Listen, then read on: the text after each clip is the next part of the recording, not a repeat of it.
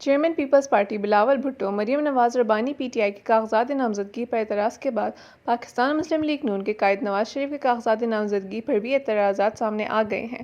مانسہرہ کے حلقہ این-15 سے نواز شریف کے کاغذات نامزدگی چیلنج کرتے ہوئے اعتراض کنندہ کا کہنا ہے کہ نواز شریف کے خلاف 5 جج فیصلہ دے چکے ہیں اور سپریم کورٹ انہیں تاحیات نااہل کر چکی ہے، ان کے کاغذات نامزدگی مسترد کیے جائیں۔ نواز شریف کے کاغذات نامزدگی پر اعتراضات کی تفصیلات سامنے آ گئیں۔ اعتراضات پی ٹی آئی کے مقامی رہنما شاہد رفیق نے ریٹرننگ آفیسر کے پاس داخل کرائے۔ درخواست گزار نے کہا ہے کہ متعلقہ ریٹرننگ آفیسر مجاز نہیں کہ وہ نواز شریف کو الیکشن کے لیے اہل قرار دیں۔ این-15 سے پی ٹی آئی امیدوار اعظم سواتی نے نواز شریف کے کاغذات نامزدگی چیلنج کر دیے۔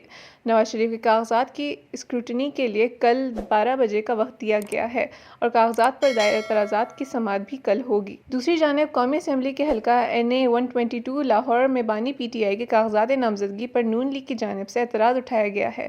میاں نصیر نے اپنے اعتراض میں کہا ہے کہ بانی پی ٹی آئی سزا یافتہ ہیں، توشہخانہ کیس میں ان کی سزا معطل ہے، ختم نہیں ہوئی، اس لیے ان کے کاغذات نامزدگی مسترد کیے جائیں۔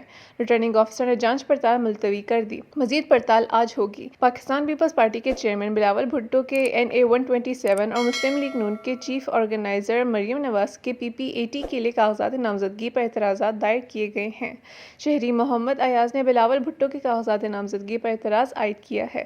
درخواست میں موقف اپنایا ہے کہ بلاول بھٹو زرداری نے اپنے کاغذات نامزدگی میں پیپلز پارٹی پارلیمنٹیرین سے وابستگی ظاہر کی ہے۔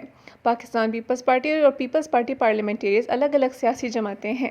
علاوہ ازیں مسلم لیگ نون کی چیف آرگنائزر مریم نواز شریف کے کاغذات پر حلقہ PPAT میں ریٹرننگ آفیسر کے پاس اعتراضات داخل کرا دیے گئے ہیں۔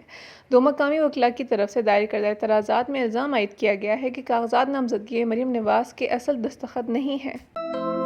مزید ایسی ویڈیوز دیکھنے کے لیے ہمارے چینل کو سبسکرائب کریں اور بیل آئیکن کو دبانا نہ بھولیں۔